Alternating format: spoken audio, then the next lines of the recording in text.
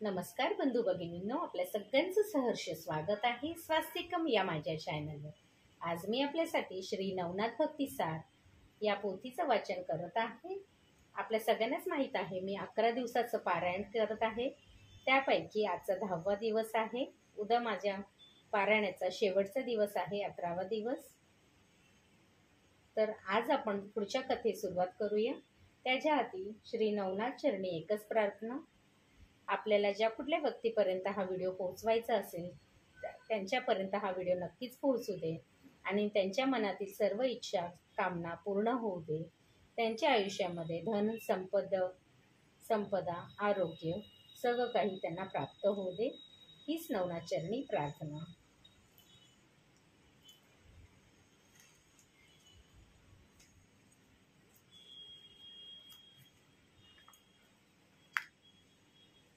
आणि आपल्याला जर माझे व्हिडिओ खरंच आवडत असतील तर आपण माझ्या चॅनलला सबस्क्राईब करा, माझ्या व्हिडिओला लाईक करा आणि कमेंटमध्ये ओम चैतन्य नवनाथेभ्यो नमो नमः लिहायला विसरू नका। नागनाथांचा दत्तप्रभूंचे दर्शन, नागनाथांचा जय प्राप्ती। अध्याय 37। श्री गणेशाय नमः। अन्नछत्राला लागणारी सर्व सामग्री सिद्ध झाल्यावर नागनाथांनी पुजाऱ्याला सांगून कोल्हापुरातील सर्वच लोकांना दररोज 2 वेळ भोजनास येण्याचे निमंत्रण देणारी दवंडी पिटवली। मोठाले मंडप उभारण्यात आले। तेव्हा आणि एका शुभ मुहूर्तावर अन्नछत्रास सुरुवात झाली। 18 पगड जातीचे लोक भूक लागेल तेव्हा तेथे येऊ लागली आणि आपल्याला हवे तेवढे अन्न घरी नेऊ लागले, तर कोणी कोरडा शिधा नेऊन आपापली घरे भरू लागले। त्यामुळे गावात चूल पेटेनाशी झाली। त्या प्रकारामुळे दत्तप्रभूंची पंचायत झाली। लोक त्यांनाही अन्नछत्रास जाण्याचा सल्ला देऊ लागले। त्यानुसार त्यांनी तेथे जाऊन तपास केला असता हे सर्व अन्न सिद्धीच्या योगाने तयार होत आहे आणि आपण काशी क्षेत्रात ज्या लहानग्या नागनाथांना ही सिद्धी दिली होती त्यांनीच आपल्या दर्शनाच्या हेतूने हे अन्नछत्र चालवले आहे, हे त्यांच्या लक्षात आले। ते अन्न खायचे नाही म्हणून ते माघारी वळले। लोकांनी त्यांना जेवून जाण्याचा खूप आग्रह केला, पण ते थांबले नाहीत। त्यांनी कोरडी भिक्षा मागून काशी क्षेत्रात जाऊन भोजन केले। हा क्रम महिनाभर चालला। तेव्हा प्रयत्नांना यश येत नाही हे लक्षात येताच नागनाथांनी लोकांना येथे कोणी ठरवून येत नसेल तर मला कळवा असे सांगितले। त्यावर त्यांनी उत्तर दिले, महाराज, एक भिक्षुक नियमितपणे गावातून हिंडतात, कोरडी भिक्षा मागतात, पण येथे फिरकत नाही। ते ऐकून ते विचारात पडले। त्यांनी 50 माणसांशी विश्वासात घेतले आणि आपल्याकडे सिद्ध धान्य दिले व त्या भिक्षुकांनी त्या भिक्षेलाही नकार दिल्यास मला ताबडतोब कळवा अशी विनंती केली। त्यांच्या शब्दांना मान देऊन ती मंडळी स्वगृही गेली आणि ते भिक्षेकरी येण्याची वाट पाहू लागली। दुसऱ्या दिवशी श्रीगुरु नित्यप्रमाणे गावातून हिंडू लागले। तेव्हा ती मंडळी त्यांना नागनाथांकडील अन्नाचीच भिक्षा घालू लागली, पण ती सिद्ध भिक्षा असल्याने त्यांना ती स्वीकारली नाही। तेव्हा लोकांनी नाथजींकडे तसा निरोप धाडला। तेव्हा ते त्वरेने धावले आणि अनन्य भावाने त्यांच्या चरणावर मस्तक ठेवून, गुरुदेव, या पाडसाला कसे विसरलात?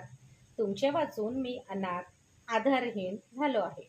गेले 30 वर्ष तुमच्या भेटीसाठी तळमळत आहे आणि ही तळमळ कृपावर्षाशिवाय शांत होणार नाही। त्यावेळी त्यांच्या अश्रूंनी श्रीगुरूंच्या चरणांवर जणू अभिषेक केला। तेव्हा नागनाथांची भावभक्ती पाहून त्यांचे अंतःकरण द्रवले। त्यांनी त्यांना हृदयाशी धरले, प्रेमाने थोपटले आणि अश्रू पुसून त्यांचे सांत्वन केले। मग त्यांना एकांतस्थानी नेले, त्यांच्या मस्तकी आपला वरदहस्त ठेवून मंत्रोपदेश केला। त्यामुळे ते ब्रह्मपारायण झाले। त्यानंतर त्यांना समवेत घेऊन श्रीगुरु प्रथम काशीला व नंतर बद्रिकाश्रमास गेले। तेथील शिवालयात जाऊन नागनाथांना भगवान शंकराचे दर्शन घडविले। तेथील वास्तव्यात श्रीगुरूंनी त्यांना सर्व विद्या शिकवल्या। नाग अश्वत्थावरील सर्व देवतांकडून वरदाने मिळवून दिली आणि नाथ दीक्षा देऊन तपश्चर्याला बसायला सांगितले। काही वर्षांनी देव आणि ऋषींना पाचारण करून त्यांच्या तपाचे उद्यापन केले आणि जनकल्याणाच्या हेतूने त्यांना तीर्थयात्रेस पाठवले. नागनाथांना जयप्राप्ती. दत्तात्रय गिरनार स्थानी परतले. नागनाथ पुण्यक्षेत्रे करत बालेघाटात गेले. तेथे त्यांची कीर्ती वाढली. भक्तांची गर्दीही वाढू लागली. म्हणून लोकांच्या आग्रहावरून त्यांनी वडवाळ गावी वस्ती केली. एके दिवशी त्यांची सत्कीर्ती ऐकून मच्छिंद्रनाथ त्यांना भेटायला गेले. पण नागनाथांच्या शिष्यांनी नाथजींना परवानगीशिवाय तुम्हाला आत सोडणार नाही असे सांगून त्यांना मठाच्या दारावरच अडवले. त्यामुळे त्यांना राग आला.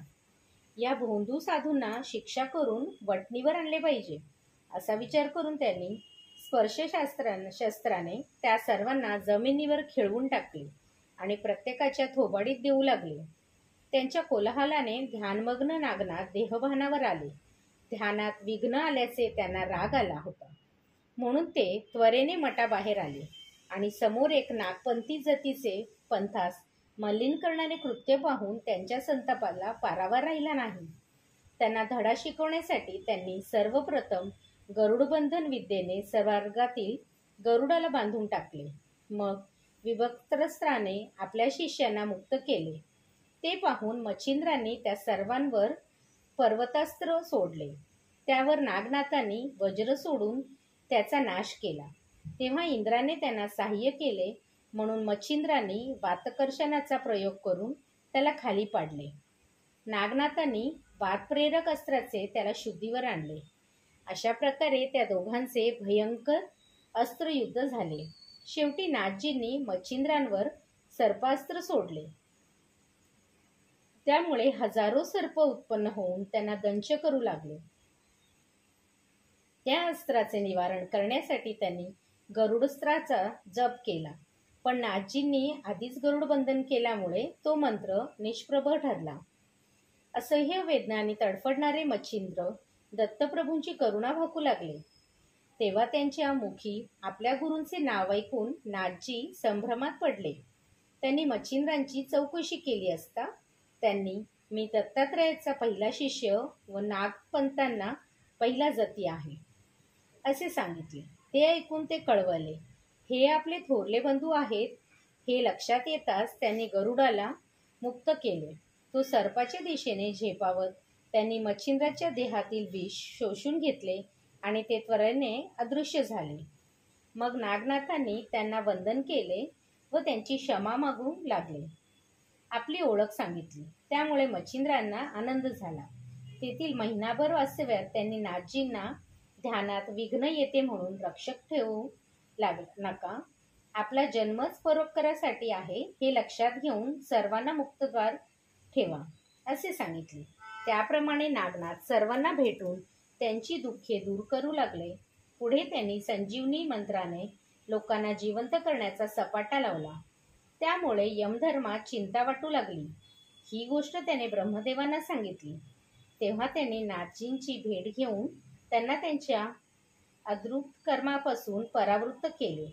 नागनाथांनी आपल्या जीवनात समाधीपूर्वी अविरत जनसेवा केली आणि अनेक भक्तांचा उद्धार करून लोकांना समाग्नी केले.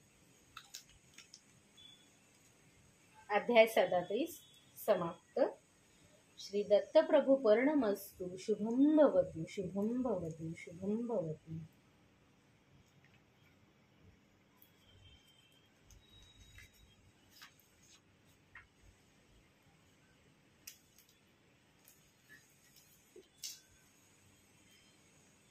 ओम चैतन्य नवनाथभ्यो नमः. ओम चैतन्य नवनाथभ्यो नमः.